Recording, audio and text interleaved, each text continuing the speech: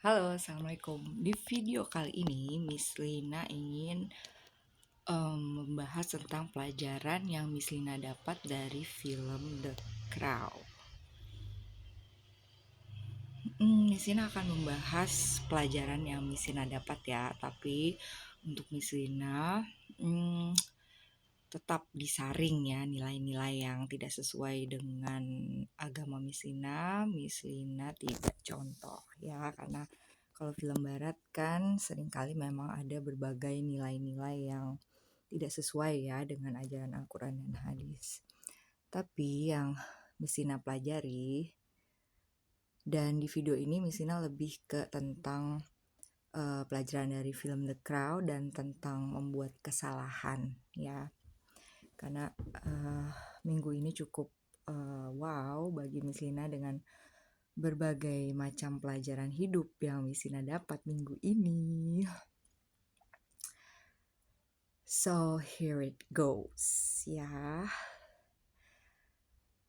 Jadi Miss Lina kalau lagi suntuk emang suka nonton, kayak pengen niban overthinking Miss Lina dengan adegan film gitu. Jadi kayak get out of my thought gitu, karena suka kalau mikirin sesuatu kadang tuh kayak terlalu dalam gitu, kadang suka gitu Miss Lina. Oke, jadi tokoh utama di film ini atau disebut The Crow namanya Eric, dan dia jatuh cinta dengan seorang wanita namanya Shelley. Dan ada tokoh jahatnya, kita sebut dia tokoh jahat aja ya.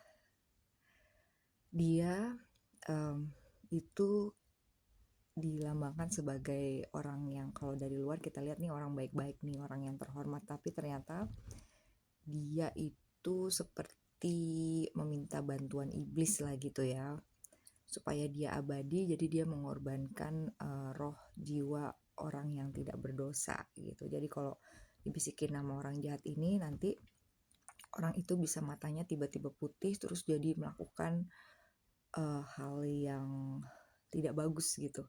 Nah, analoginya bagus itu kayak jadi ada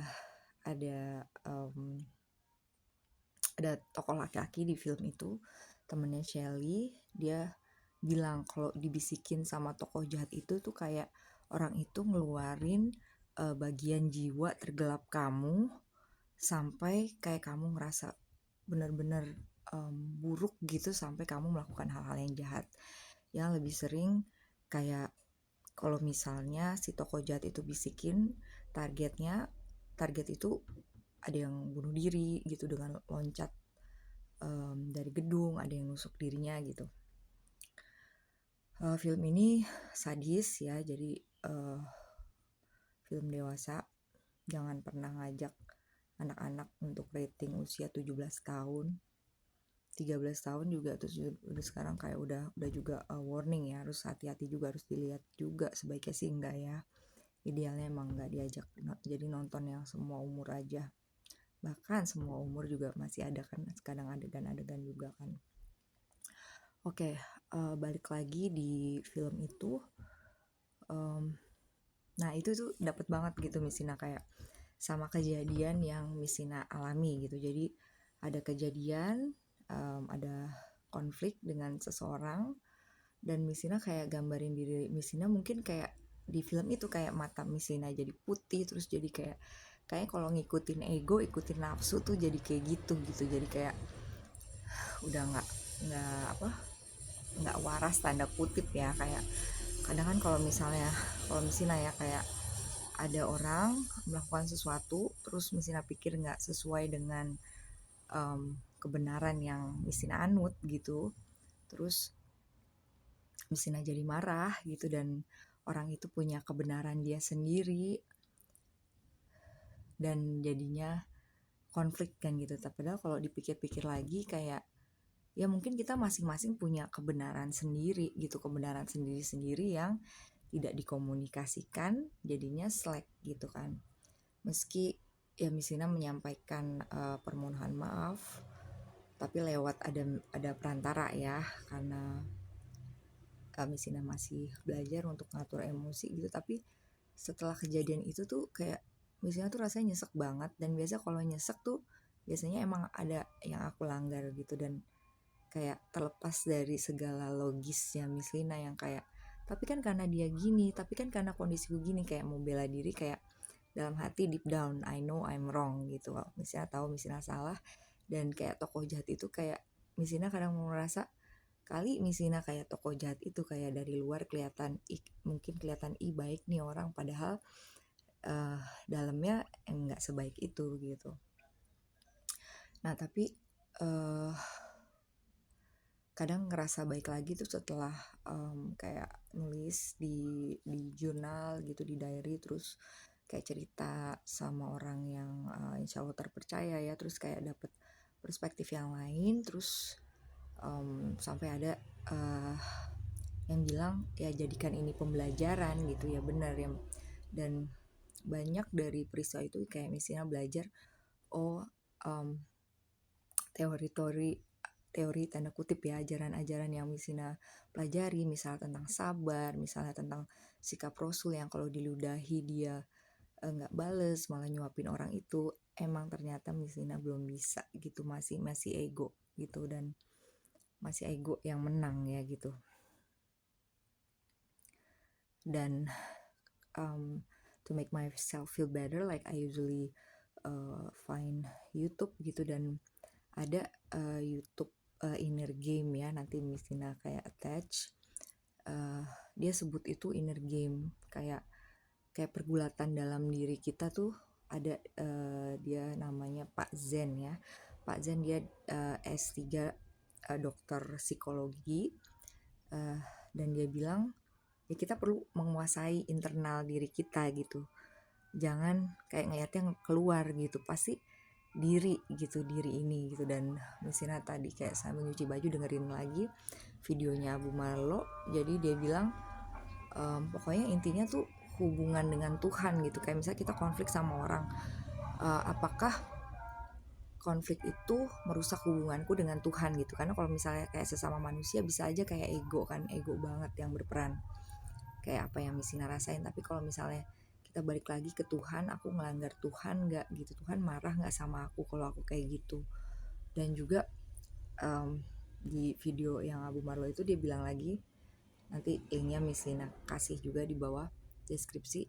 Jadi dia bilang kalau kita nyakitin orang itu sebenarnya kita nyakitin diri sendiri. Dan yang renungan Misina kemarin tuh kayak Misina lebih ke bukan ke arah orang itu, kayak bukan kenapa dia ngelakuin itu, bukan, tapi ke diri Misina, kayak kenapa Misina belum bisa kontrol gitu.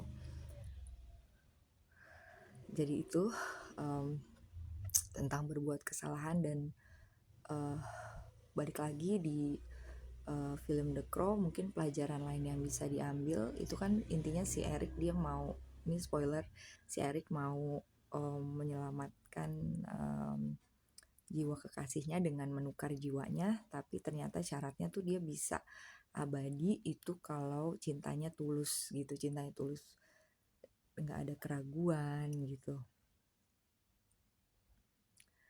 Dan ada satu kalimat yang dibisikin sama tokoh jahat itu ke Eric ya, dan ini biasanya kalimat yang suka orang toksik ucapkan, karena Misina juga pernah dapat ucapan kayak gini, kayak intinya kayak jadi si tokoh jahat itu di adegan terakhir kan, si Eric ini kan syaratnya supaya bisa membawa kembali si Sally dari kematian, itu dia perlu membunuh orang orang tokoh-tokoh jahat ini gitu. Dan saat dia mau bunuh yang tokoh jahat utama ini, tokoh jahat utama, dia bilang dengan biasa di orang toksik kan dengan gayanya yang tenang, mungkin dengan gayanya yang bukan charming sih, lebih ke tenang ya, kayak orang yang terkendali, yang menguasai atmosfer ruangan gitu. Dia bilang tadi di awalnya tenang, terus dia bilang look at you gitu, kayak dia disuruh si Eric suruh ngeliat di kaca gitu. Dia bilang you are full of hatred gitu, kamu penuh dengan kebencian. Who will love you? Siapa yang akan cinta sama kamu? Intinya kayak nanemin bibit keraguan ke Eric kalau dia itu pribadi yang pantas dicintai. Dan kalau berdasarkan pengalaman Misina, orang toksik biasanya kayak gitu kan, kayak biasanya kayak ngomong kayak, kalau bukan gue siapa lagi yang mau sama lo, misalnya kayak gitu. Atau ngomong kayak, kamu tuh beruntung, aku mau sama kamu, yang kayak gitu-gitu. Jadi kayak menanam bibit-bibit keraguan sampai merasa diri itu kayak gak berharga dan tidak pantas untuk dicintai. Mungkin itu aja kalau sharing Misina dari film The Crow ya. Dan kadang Misina ingin nyambungin dengan Misina punya keponakan umurnya mau 2 tahun, jadi anaknya adik. Itu kalau ngelihat dia kan, perempuan itu bener-bener kayak ngelihat dia tuh kayak she's made of love gitu, full of love gitu. Kayak ngelihat dia tuh kayak bentuk nyata cinta gitu. Kayak betapa anak kecil yang dengan kehadirannya, dengan keingintahuan yang tinggi, dengan semangatnya, dengan kesuciannya, dengan kepolosannya, dengan ketulusannya, dengan dia belajar bicara, dengan dia dengan bangga nunjukin apapun yang dia bisa. Misalnya dia bicara meski kadang kurang jelas, tapi kayak ngelihat anak kecil gitu, lihat ponakan Misina itu kayak Misina kayak diingetin lagi, kamu tuh ciptaan Tuhan yang paling berharga gitu. Kayak you should feel good about yourself gitu. Jadi walaupun kita buat kesalahan ya, tapi bukan untuk justifikasi kesalahan itu. Karena kemarin Misina bener-bener like I feel bad about myself and I realize that I'm too hard on myself. I give so much critics on myself gitu. Dan ada yang bilang ke Misina jangan kritik diri sendiri juga gitu. Maksudnya lebih ke pembelajaran, kayak ya minta ampun sama Allah, balik lagi minta bantuan Allah untuk bisa memperbaiki diri lagi gitu. Apalagi kalau kayak misalnya kamu tipe orang yang kayak, kalau ada orang yang macam-macam sama kamu tipenya ngelawan, itu kan bukan hal yang mudah ya untuk kamu ngubah habit itu ya. Apalagi kalau ketemu orang yang juga sifatnya kayak gitu juga kan, jadi sama-sama ngelawan.